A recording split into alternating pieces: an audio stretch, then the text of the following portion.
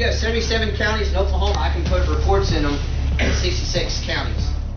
911, what are you reporting?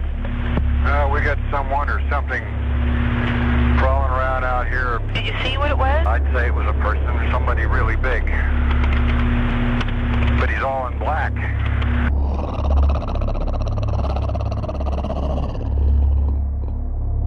Hey guys, this is Ryan on channel Squatch Ranger, bringing you a special episode of Squatch Ranger Files. I've got a good friend here, Evans Bailey. He's with the North Candadian River Project, and he's also a part of the Native Oklahoma Bigfoot Research Organization out of the Southwest District. Hey Evans, how's it going? Going great, Ryan, thanks.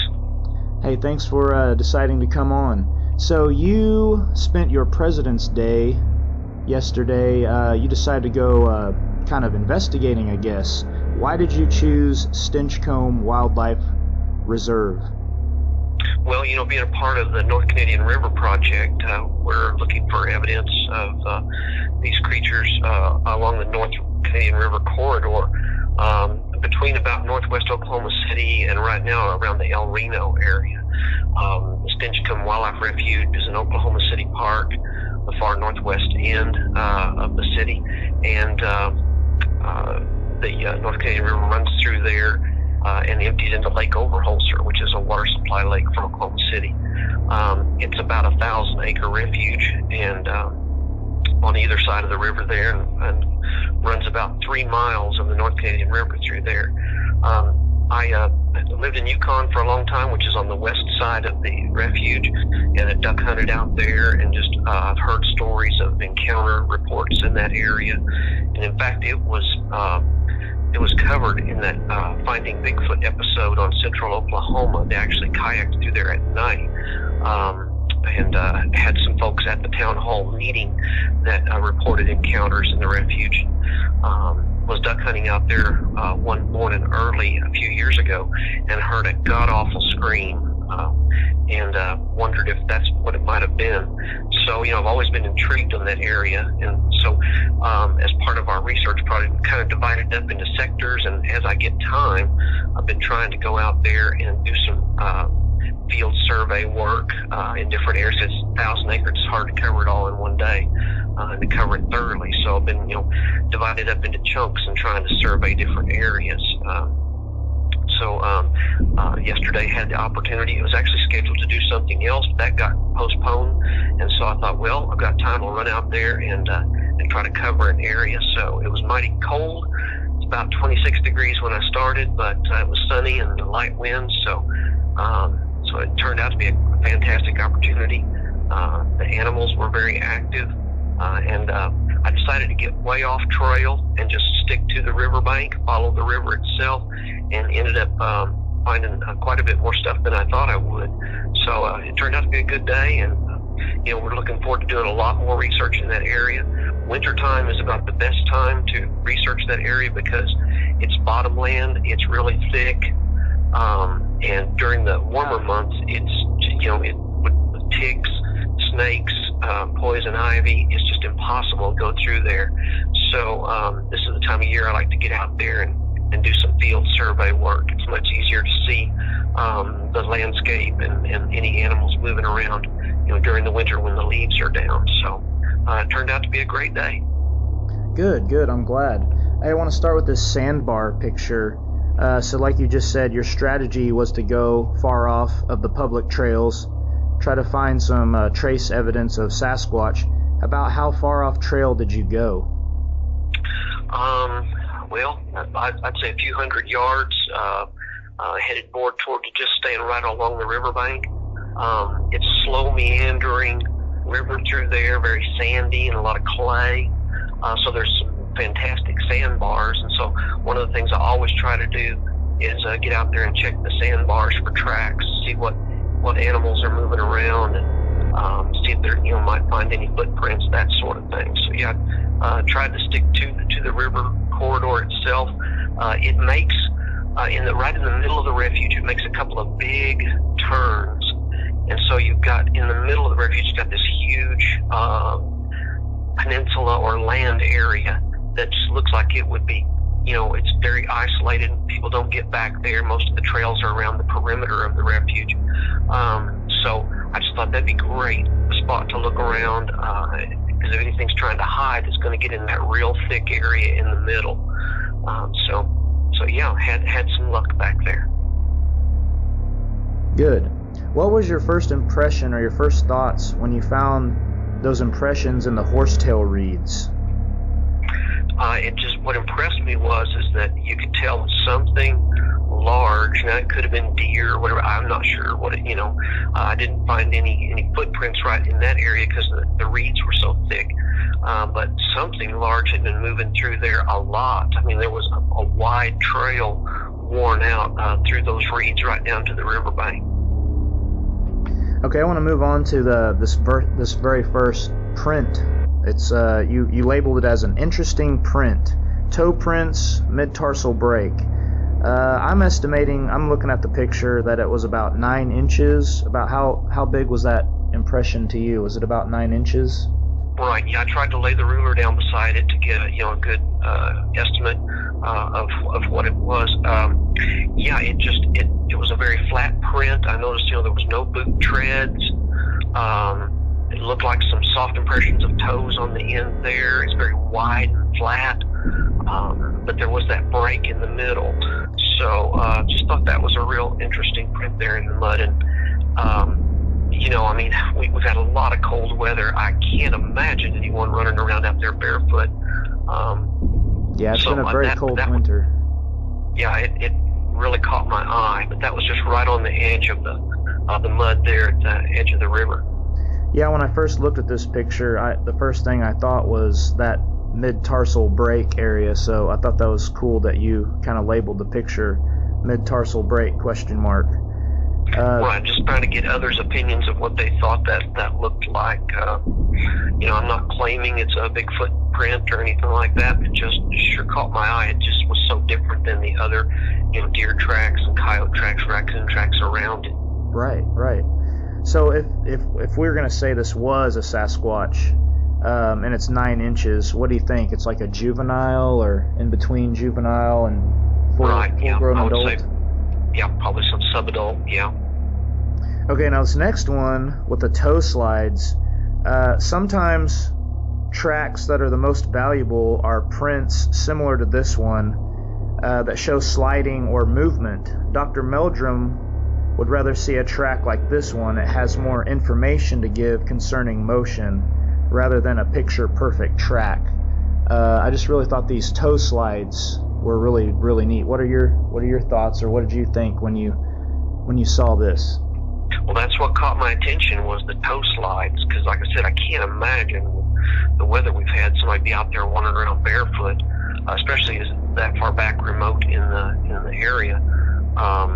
So yeah, the toe slides really grabbed my attention, and I began to try to piece that together and see if there really was something there about it, and it did look like there was the form of a foot with some toes, and so yeah, that's immediately what I thought too.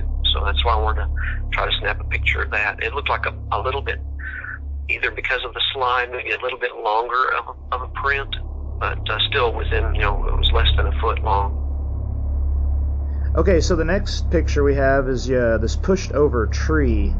You wrote that something heavy pushed this tree over years ago.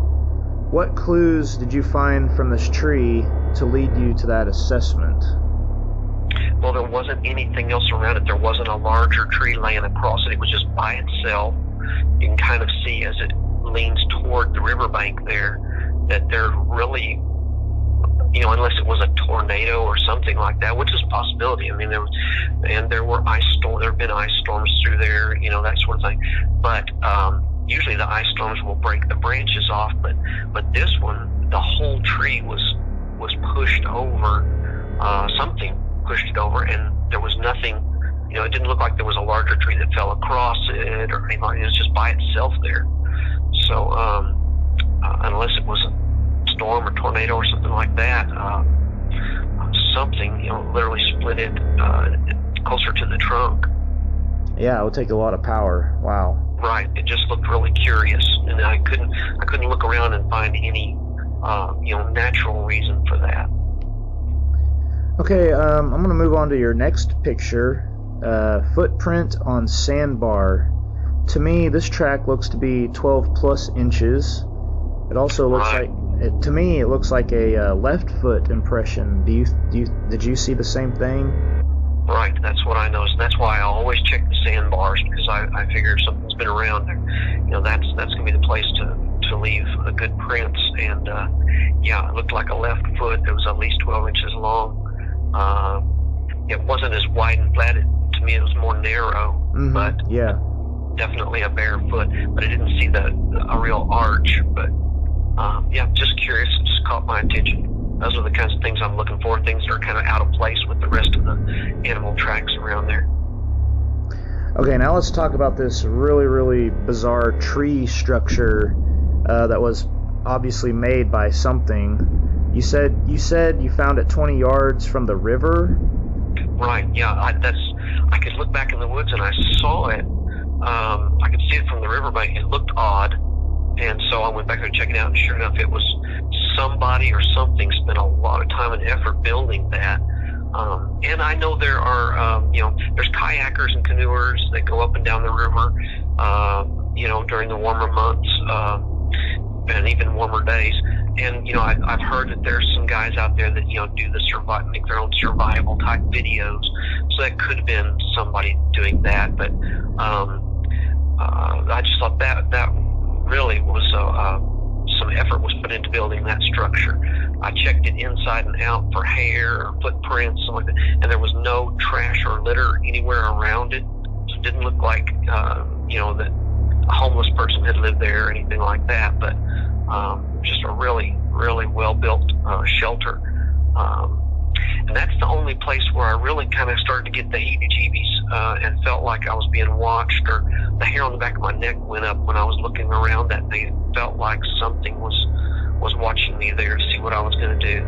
I actually sat down there and had some lunch, had a little picnic, and just looking around to see if I could see any movement or anything like that, because I did get that weird willy feeling when I was around that structure. But anyway, it was just a curious sight. Yeah, and a lot of people that report Bigfoot sightings, they say this exact thing that you're bringing up is they had the feeling of being watched right before they had their sighting. So, man, you could have been really close. You never know. I was hoping to look around in there and find some long strands of hair or something to collect. And I didn't carry my plaster casting stuff with me because it's just so heavy that far back in there. But I did have all of my other field collection equipment ready, and was hoping to find some hair or something like that, to bring back, but couldn't find anything hanging in there. So that's why I thought, well, maybe Scout Troop or something like that built it for a survival badge or something like that. But it was really pretty well put together. Yeah, it was. It's very impressive. So, I was going to ask this later, but you just brought it up. Do you have experience casting footprints? Oh, some, and more. I used to work as a park miniaturalist, park ranger, that sort of thing. So we, with the kids groups, as school groups, we would plaster cast, animal tracks so they could learn the common wildlife of the area, that sort of thing. But I've always wanted to, but I've never found an actual print where I had my casting materials where I could actually cast a Bigfoot print. Right. Well, hey, this leads me into this next picture. This is my favorite one out of the whole group of your pictures you took. It's this trackway, and Sasquatch tracks are known to be in a straight line, just like this one. This trackway is pretty consistent with that. That's what caught my attention. On my way out, I cut across the refuge and found the boundary. There's on both sides of the river, on the edge of the refuge, there's a dirt road, a boundary road, fire break, and so that was the quickest way back. So once I got there, I just started heading down the road toward the parking lot. But this was pretty far back in down the refuge road. But what caught my attention all of a sudden was these deep tracks, deep prints like you said, kind of in a straight line right down the edge, the very edge of the road, and they were so deep. I mean, there was other animal tracks, deer and coyotes and dogs and things like that, but these were so deep in a straight line. They come out of, I found where they came out of the woods, ran about 20 yards or so, 25 yards, and then back into the woods on the edge of the road. And I looked and, there was no boot tread marks. They were flat, in the bottom. You could just sort of press down on the mud. And, they were 2-3 inches deep. So, and some of them you could make out toes. I tried to get pictures of the best ones. So that really caught my attention right off the bat there. Yeah, it doesn't seem like it was the trackway. Yeah, you said, 25 yards it came out, and then it went back into the tree line. Right. It doesn't seem like very long to be out in the open, so makes me think like whatever it was going back in to possibly hide, or saw something out in the open and decided to go back in. Right. Mm-hmm. That park road is, they've got gates on both sides of the river where just civilian vehicles cannot get into the refuge, but the Parks Department and the Police Department have keys to the locks there, and they come in and patrol the area. And so, you don't get a lot of vehicular traffic down through there. So although they do allow mountain bikers back in there, so you do see a mountain biker once in a while. But other than that, there's not much other than foot traffic, hikers, bird watchers, that sort of thing. There's not a lot of traffic. In fact, I only saw 2 people the whole morning out there yesterday. Oh wow, that's not very many. Right, so it's, you get to the north end of the refuge, it's very remote, very little human traffic. It's definitely good habitat. There's plenty of, in fact, while I was having my little picnic there at that one stick structure or shelter, I heard the, what you call the dying rabbit call, the squealing. Sounded like something had caught a rabbit, and, it was on its way out. So I don't know if it was a fox, coyote, bobcat, something had caught, something was dying back there, and that made it even more eerie. But so yeah, there's plenty of wildlife, and there's plenty of food sources, wild fruits, of course fish, waterfowl, the deer, all small mammals. So it's definitely good habitat. Yeah, I want to skip forward to the scat picture. Did you attempt to bag this scat, or possibly maybe to send this into a DNA lab? Did you try to do that, or you didn't have the equipment, or? I did have I had a supply of plastic bags and gloves and that sort of thing, and I thought about that, but there's a lot of people that walk their dogs out there, so I thought, well, it possibly could have been a canine or even coyote or something like that. But I just, of all the scat that I had seen throughout the day, or when I've been out there before, that was quite a bit larger than anything I'd ever seen. So it kind of stayed out. So yeah, I probably should have collected a specimen, but I did not. I'm sorry. Oh no, you don't. No need to apologize. I was just questioning, just asking.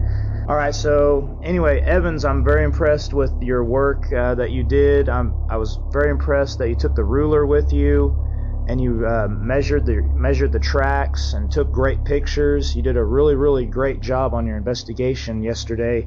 And real quick, why don't you talk about the North Candadian River Project, maybe future plans or maybe contact information to listeners out there that might have a sighting that are in the southwest district of Oklahoma.